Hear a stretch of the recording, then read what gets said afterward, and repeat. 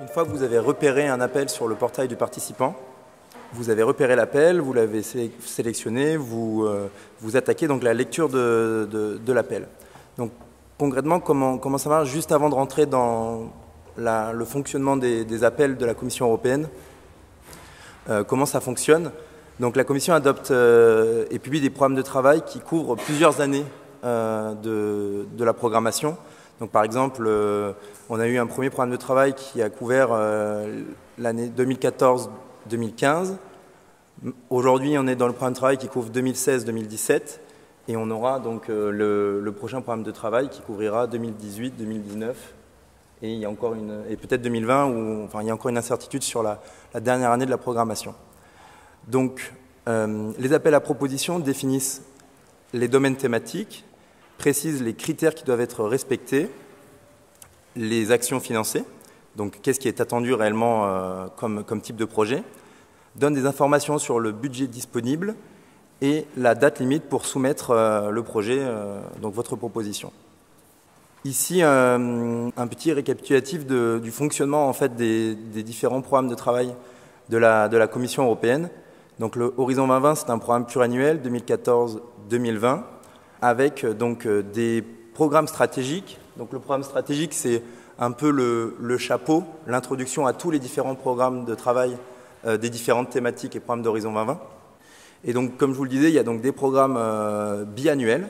Donc 2014-2015, ce programme-là, il est terminé. Tous les projets ont été donc déposés, évalués, et certains ont même, un certain nombre ont déjà même commencé. Le deuxième programme, c'est 2016-2017. Quasiment tous les appels 2016 ont été soumis et sont en cours d'évaluation. Et donc là, maintenant, si vous voulez participer à un projet H2020, il faut regarder seulement les appels 2017. Et donc là, en ce moment, la Commission prépare avec les États membres les prochains programmes de travail donc pour la période 2018-2020. J'ai pris l'exemple d'un appel retrouvé dans le programme de travail du défi 5 qui s'appelle Novel In-Situ Observation System. Et donc c'est cet appel-là que l'on va un peu décortiquer ensemble et on va essayer de comprendre comment ça fonctionne et les points de vigilance qu'il faut avoir. Donc en fait, le programme de travail, qu'est-ce que c'est? En fait, c'est un document entre 60 et 100 pages, ça dépend des programmes, dans lequel la Commission a listé tous les appels qu'elle compte financer sur une période de 2 ans. Donc ici, j'ai pris le programme 2016-2017. Et ensuite, il y a une arborescence en fait, du programme de travail dans lequel la Commission a arrangé en fait, tous les sujets scientifiques qui seront financés. Et donc là, c'est juste l'arborescence qui m'a permis d'arriver jusqu'au code, jusqu'à l'appel Novel In-Situ Observation System. Donc en fait, on est dans le grand appel Greening the Economy. Et dans cet appel-là, il y a différentes sous-thématiques. Et on se retrouve dans la thématique observation de la Terre. Et ce qui est important, avant de se lancer dans la lecture de l'appel, c'est de prendre connaissance des petits textes introductifs que vous retrouverez sous ces grands titres. Donc en fait, il y a l'introduction générale du programme de travail, une introduction du call Greening the Economy, et il y a même une introduction du thème observation de la Terre. Et donc, avant de vous lancer dans la lecture de l'appel, je vous conseille de lire ces introductions. Vous trouverez des informations importantes sur l'objectif en fait, général de la Commission pour cette thématique. Et également, vous retrouverez un certain nombre de politiques européennes, de projets européens sur lesquels vous devrez vous appuyer lorsque vous rédigerez votre projet.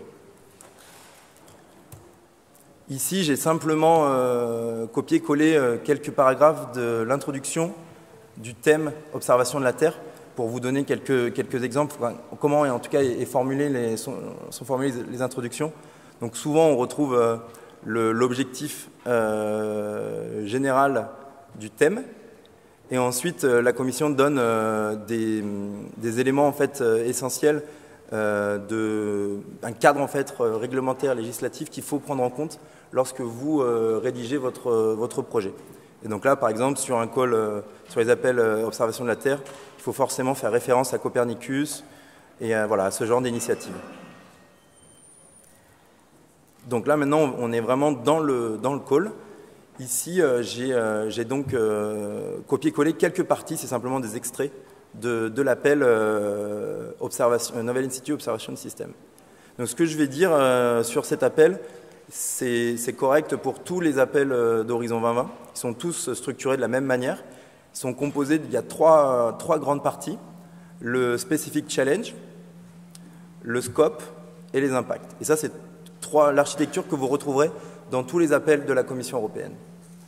Donc, si on part du début, vous avez d'abord le thème. Donc là, on a bien compris qu'on était dans le thème observation de la Terre. Ensuite, la Commission européenne donne la référence en fait, de l'appel qui permet en fait, la numérotation. Donc ici, on est dans le SC5, donc c'est pour le Societal Challenges 5, donc c'est un appel du défi 5. 18, c'est le call numéro 18 du programme de travail.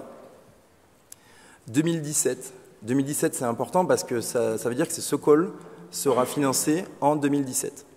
Donc c'est aujourd'hui, si vous voulez participer dans un projet européen, vous devez regarder essentiellement et uniquement en fait les appels 2017, ceux qui vont être prochainement publiés sur le site de la Commission. Et ensuite le titre, Novel In-Situ Observation System. Et donc le premier paragraphe que vous lisez, c'est le Specific Challenge. Ici, dans ce paragraphe, la Commission donne le défi spécifique à relever et apporte quelques éléments de contexte. Donc en fait, là, elle donne le problème.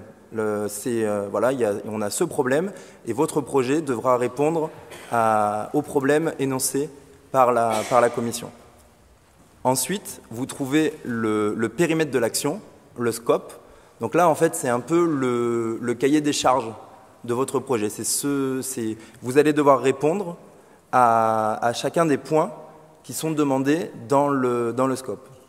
Et ce qui est important, c'est de vraiment lire avec attention ce texte, de le lire, de le relire et encore le relire, et d'en faire une analyse fine pour se dire, moi j'ai mon idée de projet, est-ce que je rentre bien dans le scope? Et c'est sur ça que vous allez être aussi évalué. Donc il faut pouvoir répondre également à tous les points énoncés dans le scope.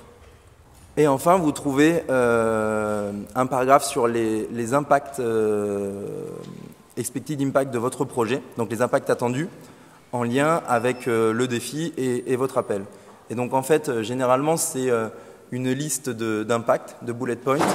Et donc, dès la phase lorsque vous lisez ces impacts, vous devez aussi être capable de cocher en fait ces différents impacts et de dire « Ok, mon projet, il va pouvoir répondre à cet impact-là » et ainsi de suite.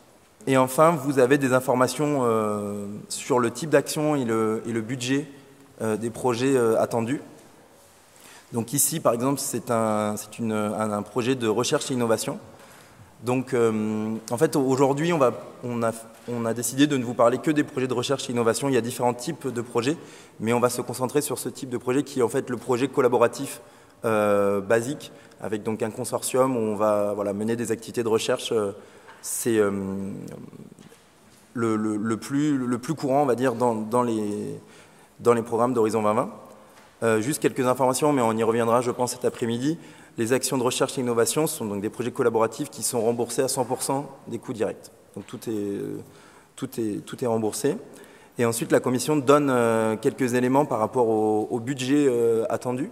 Donc par exemple, pour cet appel, la Commission attend des projets avec un budget entre 4 et 5 millions d'euros. Également, ce que vous pouvez faire, c'est dans le programme de travail, essayer d'identifier le montant disponible pour cet appel. Et ainsi, lorsque vous savez l'enveloppe globale pour l'appel, vous savez combien le budget des projets, vous pouvez savoir à peu près combien de projets seront financés sur l'appel, dans cet appel. Ça vous permet d'avoir une idée aussi sur la compétitivité ou non, la compétition qu'il peut y avoir sur ces appels. Donc voilà, ça, ce sont des éléments en fait, que vous pouvez ensuite dupliquer dans différents appels d'Horizon 2020, puisqu'ils sont toujours organisés de la même manière. c'est un passage essentiel avant de se lancer, avant d'écrire quoi que ce soit. Vous devez toujours commencer par la lecture de l'appel et ensuite, lorsque vous rédigez, vous devez toujours avoir l'appel à côté de vous et bien vérifier que votre projet répond toujours à l'appel que vous avez identifié. Je voulais faire quelques petits compléments par rapport à ta partie et la mienne également. Donc François vous a dit qu'il y avait pas mal de parties introductives qui mentionnent des textes auxquels il faut que vous fassiez référence. Donc a priori dans votre domaine vous les connaissez, mais il faut bien prendre le temps de les relire également. Si la commission mentionne telle communication ou telle directive ou tel livre blanc ou livre vert, il ne faut pas se dire « Ah oui, ok, je sais, il est sorti ». Il faut quand même aller voir de quoi ça parle parce que les sujets qui sont contenus dans ces programmes de travail ne sortent pas de nulle part. La commission s'est fixé des objectifs politiques et ces sujets lui permettent d'atteindre ces objectifs. Et donc, voilà, il faut vraiment que ce soit en cohérence avec ce qu'elle lance par ailleurs. Tu as mentionné les sujets ouverts, les programmes ouverts sur une période de 2 ans. Alors, tout à l'heure, je disais, quand la commission finance une fois un projet, elle ne le refinance pas 2 fois. Avec cette nouvelle programmation sur 2 ans, certains sujets sont ouverts en 2016 et en 2017. Alors, ce qui est bien, c'est que ceux qui soumettent en 2017, vous avez 2 ans pour vous préparer. L'effet qui se coule, j'allais dire, c'est que y a beaucoup plus de monde qui prend 2 ans pour se préparer, donc il y a aussi plus de concurrence sur les appels de la 2e année. Ce qui peut être intéressant quand le sujet est ouvert les 2 ans, c'est de voir ce qui a pu être soumis sur la première année, quels sont les types de projets, les coordinateurs, comment les sujets ont été traités pour faire évoluer un petit peu vos propositions pour la 2e année. Et ça, c'est compris dans l'acronyme, donc le petit SC5 dont vous parlez, François, SC5 18-2017. Si c'est marqué 2016-2017, ça veut dire qu'il sera ouvert les 2 années. Et donc, ce petit nom qui peut paraître barbare, il faut absolument le retenir, parce que si vous me parlez du SC5 17-2018, tout le monde va savoir de quel sujet vous parlez, parce qu'il n'y en a qu'un. Voilà, donc c'est un petit mécanisme à retenir. Et voilà, le dernier point, c'est quand tu disais qu'il fallait vraiment répondre mot à mot au sujet. Pour cela, bien sûr, encore une fois, vous allez essayer de trouver les meilleurs partenaires qui vous permettent de répondre à tout le sujet. Parce que François vous a mentionné des taux de subvention très alléchants. La contrepartie, c'est qu'il y a une compétition énorme. Et donc, les taux de succès ne sont pas hyper élevé non plus. Donc les meilleurs projets seront financés. Bien souvent, il y a 1 à 2 projets financés par sujet. Donc voilà, je ne veux pas vous décourager, je veux juste que vous soyez informés de la compétition et bien sûr des subventions qui peuvent être allouées à votre projet si vous êtes retenu. Voilà, j'en ai fini. Est-ce que ça fait émerger des questions dans la salle? Le programme de travail, il est adopté pour une année de 2 ans. Donc, par exemple, donc vous savez exactement quels sont les sujets scientifiques qui vont être financés en 2016 et en 2017. Et le budget de ces appels, il est bloqué. Donc, si vous avez, par exemple, en 2015, vous avez repéré un appel qui sera ouvert en 2017, vous pouvez commencer déjà à travailler sur votre projet.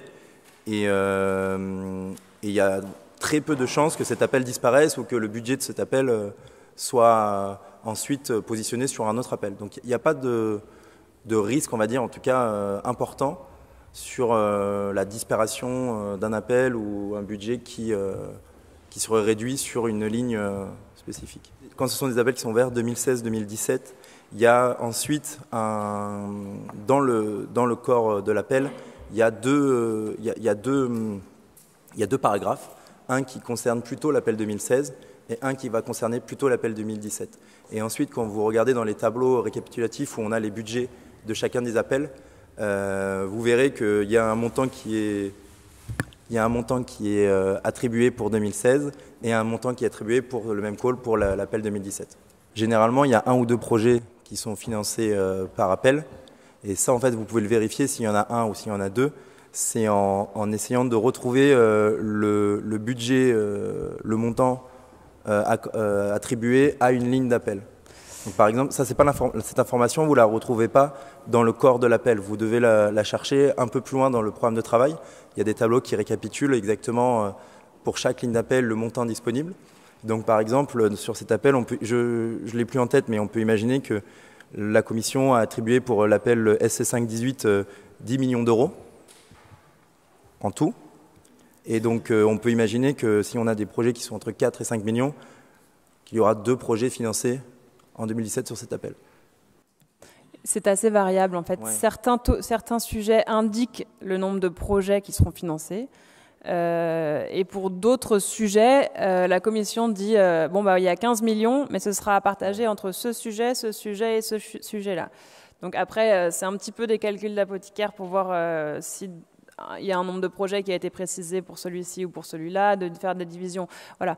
Ce qu'il faut retenir, c'est qu'en général, c'est 1 à 2, et puis les montants, soit ils sont indiqués, soit c'est une moyenne. Mais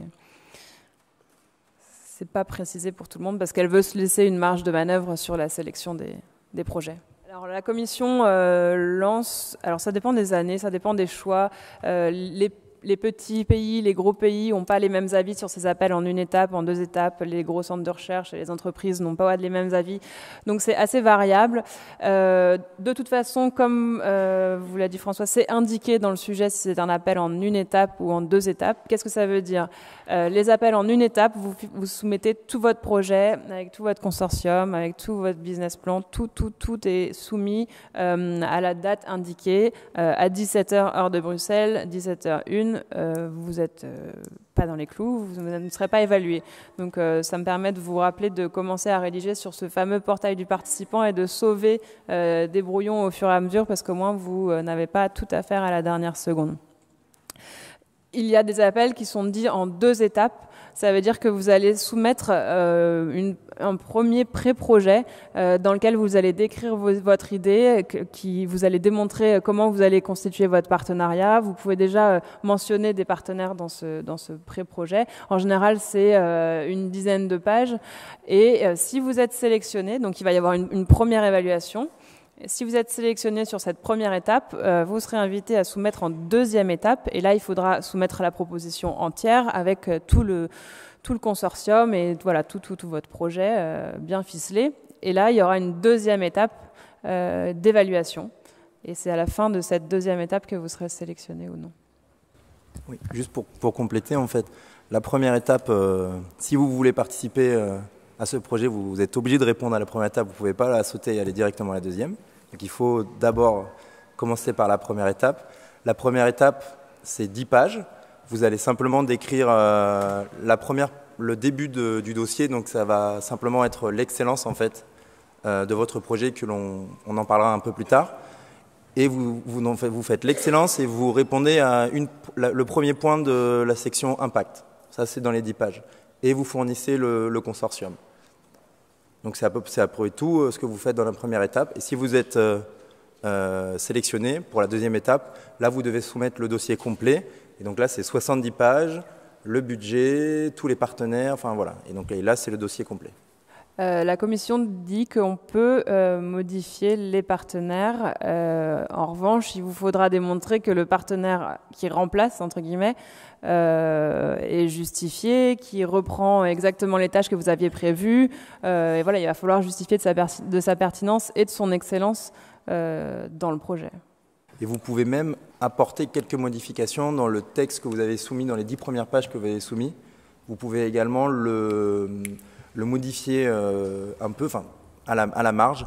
Ce que dit la Commission européenne, c'est que les modifications que vous apportez entre la première et la 2e étape, elles ne doivent pas avoir de conséquences sur le résultat de la première évaluation. Donc voilà, après, vous l'interprétez comme vous voulez par rapport aux modifications que vous apportez. Mais c'est assez flexible, il y a quand même la possibilité de rajouter 1 ou 2 partenaires en les justifiant correctement dans la proposition. Donc oui, c'est possible. Alors, il n'y a pas de critères de taille, il y a des critères d'excellence. Je suis tentée de dire que ce nouveau programme, donc Horizon 2020, a pour but d'utiliser la recherche, de faire en sorte que cette recherche serve à quelque chose, aussi bien pour relever les grands défis sociétaux que la Commission se lance, mais également pour aider au développement de nouveaux services, procédés, produits. Donc il n'y a pas de restrictions, vous pouvez très bien être une PME. Alors après, il ne faut pas déposer le bilan dans un an, bien sûr. Il y aura quand même quelques éléments qui seront pris en compte et vérifiés. Mais il n'y a pas du tout de critères restrictifs. Avec ce programme Horizon 2020, là, François vous présente un projet à 4 millions, mais il y a des projets qui sont beaucoup plus, légers, mais vous pouvez trouver des projets qu'on n'a pas présentés ici, qui s'appellent les actions de support et de coordination, qui sont plutôt autour de 500 000, 1 million d'euros, et qui ont pour but, par exemple, de structurer une filière, de mettre en place des événements de réseau dans une filière spécifique, de compiler des bases de données et d'exploiter des bases de données dans un domaine particulier.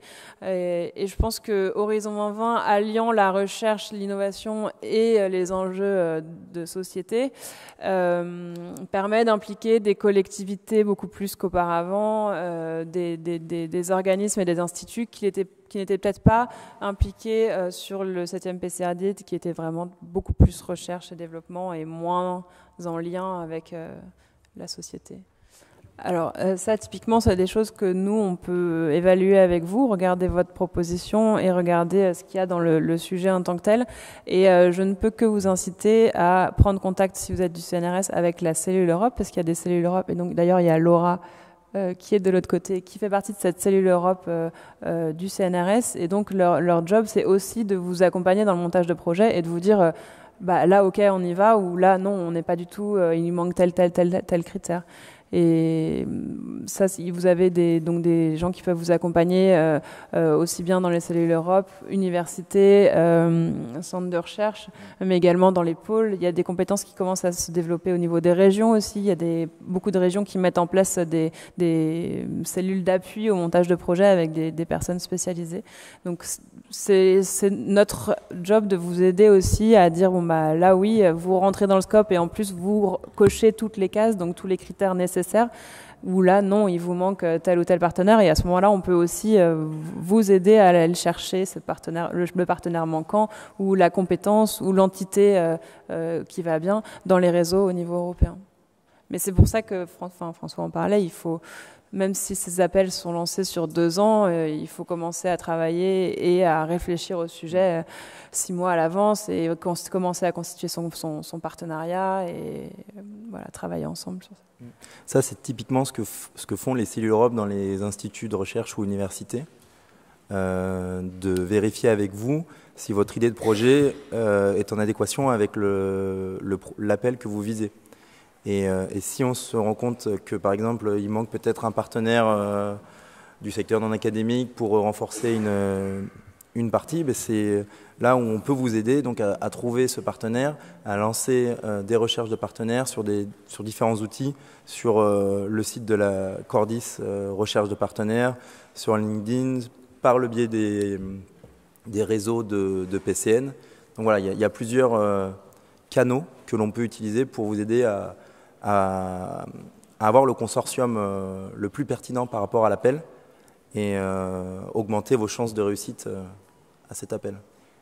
Alors, vous vous doutez bien qu'un consortium qui travaille sur son projet, c'est assez confidentiel, parce que l'objectif, c'est d'être le meilleur et d'être sélectionné par la commission.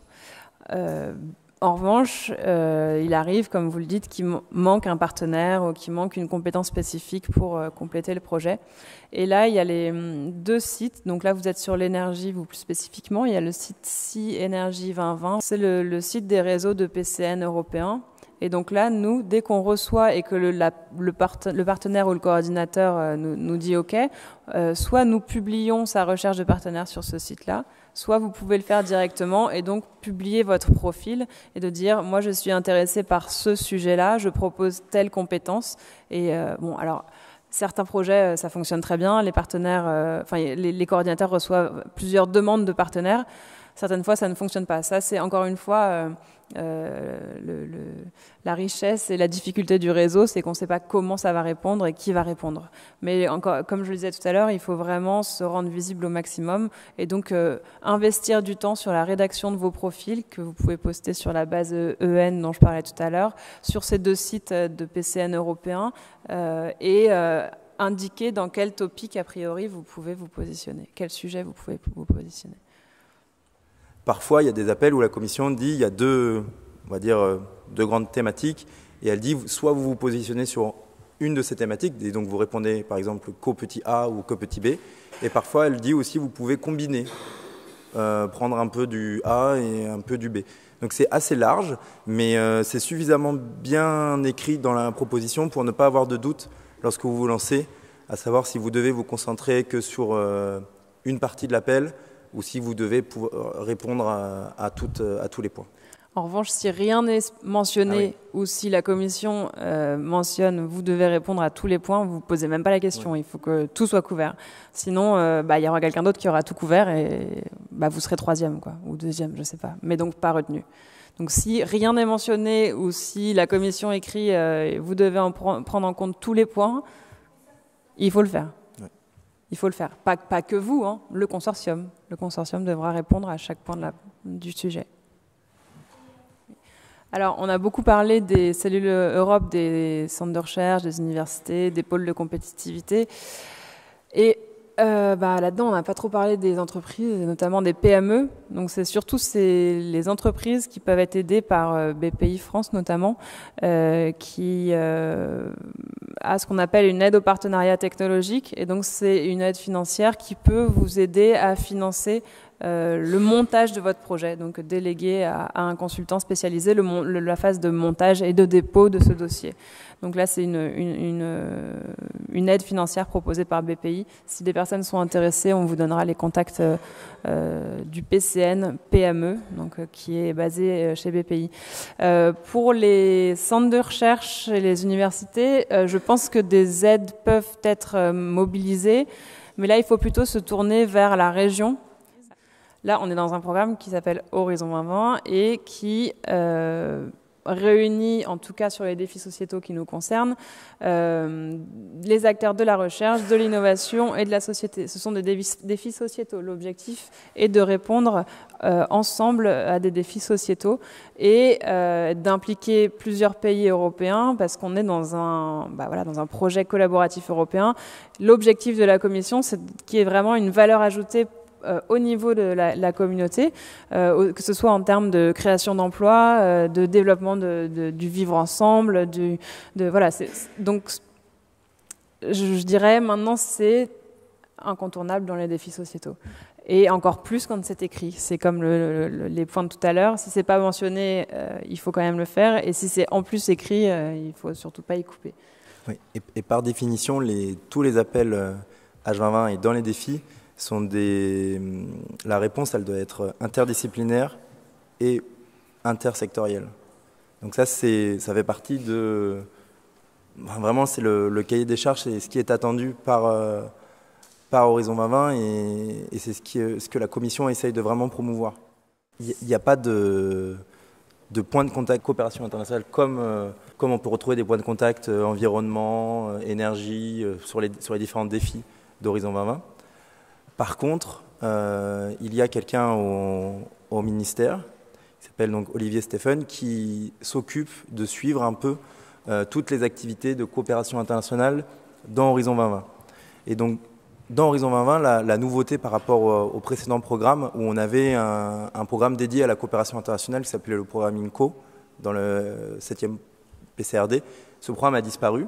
Et donc, les activités de coopération internationale, elles sont par définition transversale. On peut avoir de la coopération internationale dans tous les projets que vous soumettez à un appel Horizon 2020. Et elles sont également ciblées particulièrement dans le défi 6, qui est donc le défi qu'on labellisé un peu SHS. Donc La coopération internationale, vous pouvez en mettre partout, et même parfois vous verrez que dans certains appels, la Commission mentionne, où on dit la coopération la coopération internationale est encouragée dans le cadre de cet appel. Et donc quand c'est encouragé, ça veut dire que il vous faut des partenaires non européens pour répondre à cet appel. Et donc là, c'est vraiment la Commission vous dit participez avec des partenaires non européens. Et si ce n'est pas écrit, c'est pas pour autant que c'est interdit. Vous pouvez quand même participer avec vos partenaires non européens à ces appels.